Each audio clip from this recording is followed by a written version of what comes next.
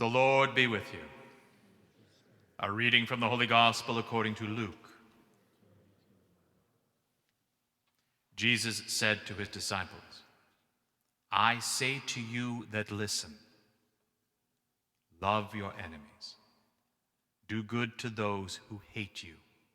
Bless those who curse you. Pray for those who abuse you. If anyone strikes you on the cheek, offer the other also. And from anyone who takes away your coat, do not withhold even your shirt. Give to everyone who begs from you. And if anyone takes away your goods, do not ask for them again.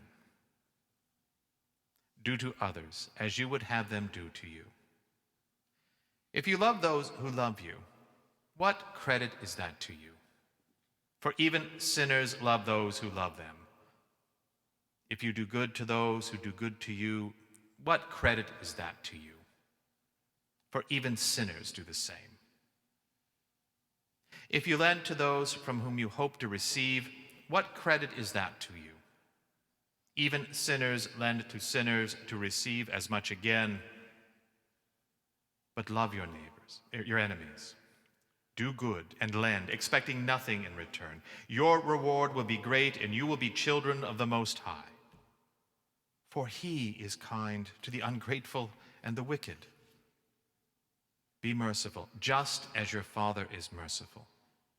Do not judge, and you will not be judged. Do not condemn, and you will not be condemned. Forgive, and you will be forgiven. Give, and it will be given to you. A good measure, pressed down, shaken together, running over, will be put into your lap.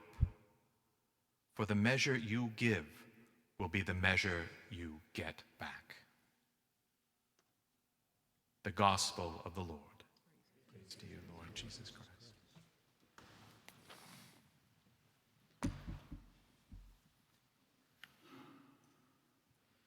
The gentle words of today's Gospel, of loving those who hate you, of praying for one's enemies. These words, as famous as they are probably among the most ignored that were ever uttered. I don't need to make reference to current events to demonstrate this to be true. Too many of us have disconnected from the Christian foundation of this country and its institutions. The Revised Common Lectionary is used by most of the mainline churches as well as this, our Catholic Church. So week to week, we're all on the same page, literally, offering a common message of love, blessing, forgiveness, and generosity of spirit. Who's listening? We need to get people back to Christ, to listening to him.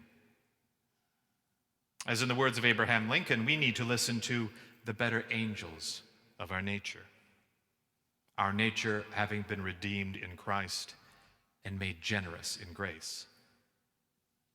If I were to try and update the Gospel's language into something more modern yet faithful, a little more pithy, I guess I'd go to a famous quote from the 19th century preacher Charles Spurgeon, who said, "For us to hate those who are in error, or to talk of them with contempt, or wish them ill, or to do them wrong, is not according to the Spirit of Christ. You cannot cast out Satan by Satan, or correct error by violence, or overcome hate by hate. The conquering weapon of the Christian is love." In my remarks last week, I said that what increasingly is the weapon of choice in our society is power and not love. Now, we can understand love as a power, the power of love. This is the countervailing force against worldly power that seeks domination. Love has power, but the nature of that power is very different. It expresses itself very differently. It is experienced differently. The power of this world is something that is hoarded, grasped after. Those who have it look to make it scarce among the rest of us, among their rivals. Those who live by love look to see it spread and to be enjoyed abundantly by all. So we can here speak of contending powers. love that seeks the good of the other. Worldly power is the antithesis of love. This power, which is the ability to compel people to do things against their will, against their conscience, against their interest, it is a violation of the other. But most often, it is simply the threat of that violation. Fear keeps everyone in line. Those who live in accord with this worldly power live in fear. Even those who possess power. We live in fear of others, fear of stranger, fear that their neighbor is one of these fearsome others, fear that members of their own family are also. They fear rivals. So whether it is oneself who holds power or looks to someone of worldly power for protection, it becomes impossible to contemplate giving up this power. It so absorbs us. To give it up is impossible to contemplate because to do so makes oneself vulnerable to threats and to violence in one's conception of this world you find yourself in. Now, in a more positive understanding, to have and exercise worldly power is to ensure that the truth is respected and not violated. Such a person thinks of himself as heroic, a valiant defender of all that is right and good. So why would that person ever give power to those with whom they disagree? That would be to act as an enemy of truth, of good. The conceit then is that enemies aren't so much those who do physical violence to us. The common criminal for all that he has done violating others is not really the enemy. Rather, the enemy are those who deny or oppose us who hold the truth. They are in error and stubbornly so. Indeed, the suspicion is that they know they are in error and yet they thrill to defy the truth. They are in error because they wish to confound and to dominate. They are evil then, and they want power over everyone else. It is only those who possess the truth who have the right to have and exercise power. That is a prideful presumption. It is hubris. No one but God has the whole of the truth. We all have a bit of it, though, written on our hearts, as St. Paul tells us. In community, we bring those pieces together and try to fit them into what will always be a partial picture, like a fragment of an ancient church mosaic that we nonetheless can see is the image of our Lord. So when we hear speech that is dismissive, that attributes the lowest of motives to those with whom there is a disagreement, that's where this is coming from. A mindset that regards disagreement as breaking faith, as attacking the community. So those who do this are enemies who must be stopped at all costs. Now, this is a real change in my experience as a Canadian. I think I've said this before, that at different points in my life, I have worked and volunteered for each of the major political parties within English-speaking Canada. And for a time in Ottawa, I was very involved in local politics. And that being the national capital meant the dimensions of that involvement were more than just local. You got to know people in provincial politics and national politics. And as much as there was disagreement, there was still an underlying consensus as to how we were to be toward each other, even when we thought the other person's ideas were impractical or just plain wrong. I never thought to look at the other candidates or the activists in the community and think they must be stopped at all costs. You know, one of the most insidious aspects of the transformation of our culture in recent years has been this reversion to a social dynamic based on power, the pursuit of power. This is the fiction that the essential dynamic in human relationships is power, and that power must be wrested from some and given to others. The dynamic that exists between men and women, men and men, women and women, between races, between communities, between nations. It's all nothing but about power. And if we make that mistaken assumption based on a superficial reading of our current situation, we will indeed transform relationships of love, friendship, trust, and mutual benefit, and corrupt them, turning them into rivalries built on suspicion, envy, and treachery. We forget what the temptation in the famous story of the garden was, that the fall of Adam and Eve wasn't in the breaking of a rule about picking fruit. It was in trying to take hold of power, to be equal to God, and so no longer having need of God. Motivated by a lack of trust in God's care, fueled by the fear that arises from that, they grab the fruit, believing in that power they would have safety, be freed from fear. But if Adam and Eve wanted that, why would they pass up the fruit of the tree of life? Why did the tree of life not have the greater appeal? Well, because it doesn't appeal.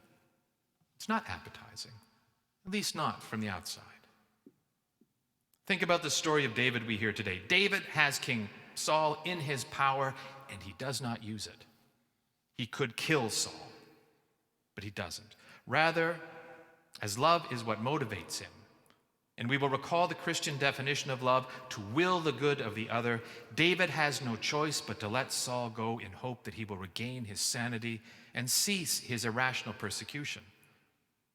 He takes a terrible risk, one that could end his life and leave that tyrant alive. But if you know the whole of the story, what David did was for the best. David eventually becomes king, but not through treachery, not through regicide, but through being ready to take up the crown in service of Israel and of God when Saul at last falls.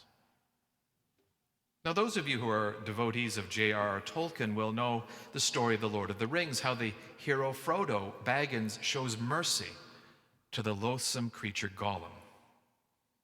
Now, Gollum was once a happy hobbit like Frodo, but he fell under the influence of evil in the form of that famous ring. It turns him into a vile monster. And in the book, and many of you may have seen the movies, Gollum is nothing but treacherous toward Frodo. Yet Frodo does not harm Gollum. He spares the creature. He is kind to him. And that, in the end, is what saves Frodo and his quest to destroy the evil ring. Frodo felt for Gollum and hoped that by showing him kindness, Gollum would be kind in return. And of course, Gollum's too far gone. Yet Frodo is kind anyway. And that is perhaps what the story from that Catholic author Tolkien wants to get across. Be kind, even to those who make life difficult. One never knows what part they might play in one's life for good. Jesus, as the incarnation of God, the God who is love, shows us how love is greater. We have stories that describe the enormity of his capabilities. He calms storms, he feeds thousands, he casts out demons, he raises the dead. When his disciples, offended by a village that will not receive them, asked Jesus if they could call down fire on those who have insulted them, he declines. He declines because he is intent on getting to Jerusalem, where he will surrender himself, set aside power, die out of love for us all, and by that same love be raised to show us the truth of things. You know, love isn't simply forgiveness or kindness or care. It's all these things and more. It's always in abundance. Love is generous because it is inexhaustible. Give and it will be given unto you. A good measure, pressed down, shaken together, running over. The image is of a beautiful harvest shared out among all who've labored in the fields. Grain flowing like a river. Wheat enough to make bread enough for everyone to share in the feast. We must not be of this world, this earth, merely dust to return to dust, but by love bear the image of the one of heaven. Be one with the one who is from heaven, and so make heaven our home and leave the dust and the dirt behind.